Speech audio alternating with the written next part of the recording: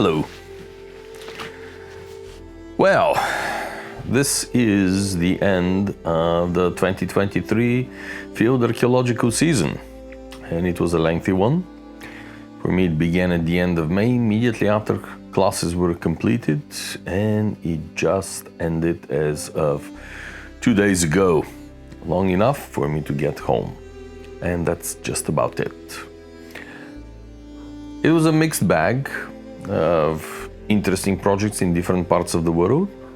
I spent, as you probably are aware from an earlier video, I spent quite some time in the British archives, which was an absolutely delightful time with wonderful things emerging.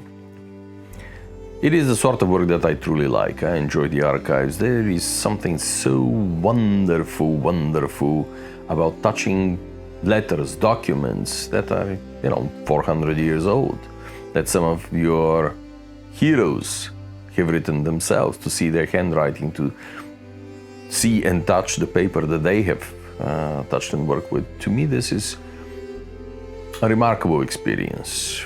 And in that sense, the British archives are an absolute treasure trove. As far as that is concerned, well, maybe there will be more later in a different period when I start processing some of the material there. But some of the things that I found are connected with the naval battles of the War of the Austrian Succession.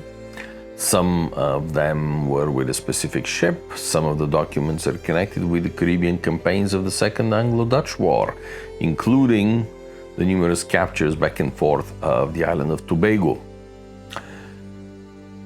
After that, I had another week spent in Sweden with my good friend and colleague Fred Hocker and my other good friend and colleague Professor Jon Rönnby. With Fred Hocker, we were discussing the continuation, or rather the completion, of the documentation of the framework of Vasa, since it is about time we started writing the ship volume of the multi-volume final publication of the vessel. So that is another project that is forthcoming. For the other one, Professor Rönnby was kind enough to invite me to have a look and discuss with him the reconstruction of the Mars, one of the mighty Swedish warships of the mid-16th century. Another interesting wreck, another great discovery on the part of Swedish archaeologists, and I certainly am looking forward to collaborating with them on the reconstruction of the vessel. Then it was theoretically at least time to begin the excavations in the Black Sea of a vessel that we've been working on since last year, but in truth I saw for the first time, oh Lord Almighty, 22 years ago. I'm sure there is something more original to say here than simply, oh how time passes by, but indeed it does. That season, however, was interrupted by a symposium organized by the Koç Foundation in Istanbul, a symposium that's been many years in the coming because of COVID restrictions on travel, and this seemed to be the first opportunity they had to put it together. It was a short symposium, couple of days of talks, but some of the top archaeologists in the world were present. It does not quite amount to the International Symposium for Boat and Ship Archaeology, but our Turkish colleagues were fantastic hosts, as they usually are. There were some of outstanding colleagues that was absolutely joyful to see. Professor Deborah Zwickau, of course, from Haifa University, is right at the top of the list. The president of the Institute of Nautical Archaeology, Professor Deborah Carlson, another old friend, though one that I see more often.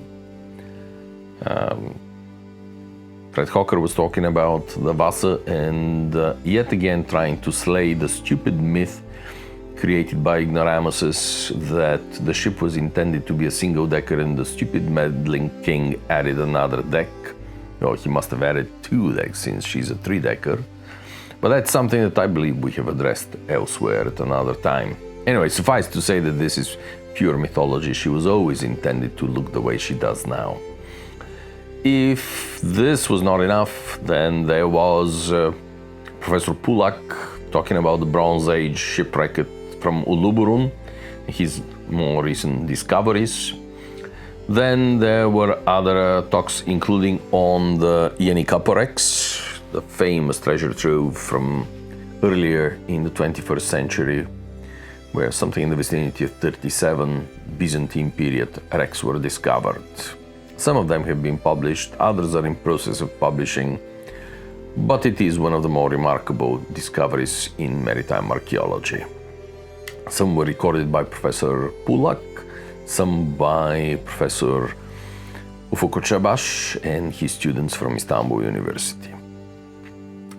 After this, I finally returned to the Black Sea and could continue working on the site where my dear friend and brilliant colleague, Dr. Dragomir Gerbov, was already uncovering the site and dewinterizing it from last season.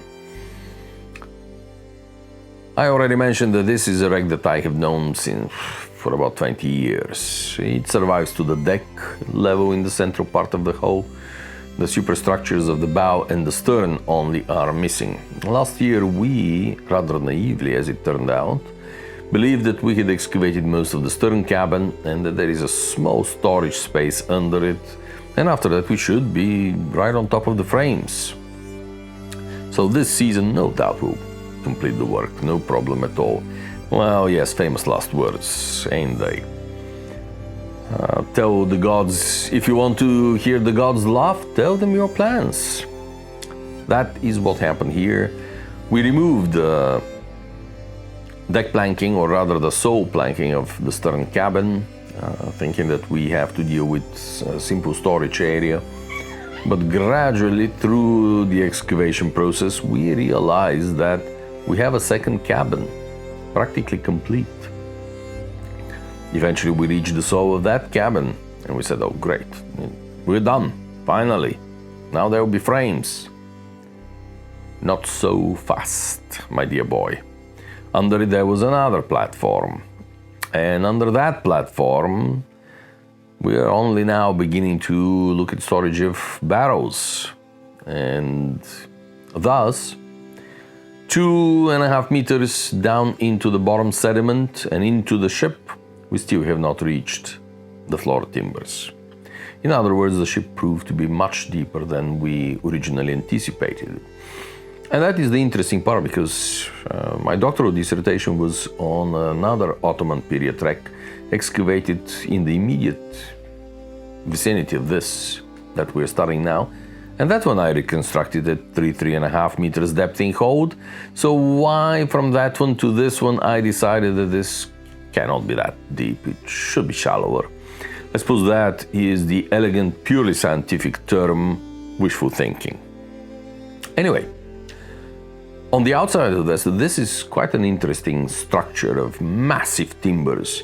Builders in that corner of the world around the Black Sea certainly had never heard the term timber shortage.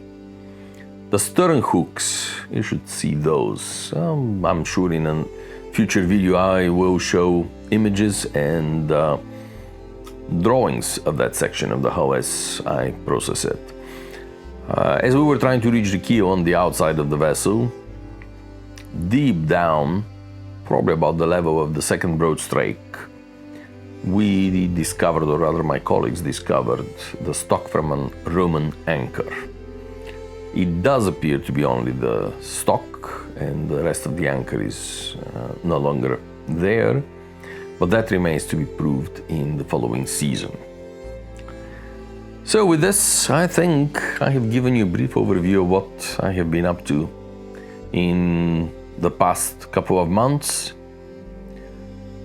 and gradually processing the material. I'm sure that we'll come up with more videos about this work and a little bit more detailed explanation of what we're seeing. Some of the comments on previous videos were addressing exactly this, that they delight in seeing the video from the underwater work, but they would like a running narrative to be done.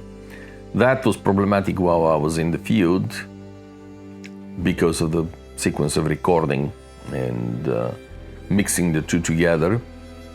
But now, from dry land, I believe we can address this issue also. With this, I would like to thank all my colleagues for the wonderful field season.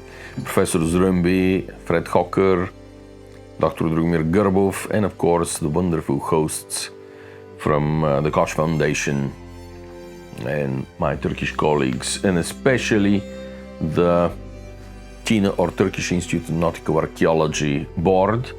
And I'm very deeply grateful for yet another award for my contributions to our understanding of Ottoman seafaring in this period. With this, ladies and gentlemen, I thank you so much for your attention. I'll do my best to address comments and answer questions. Thank you so much for watching, and I hope to see you next time.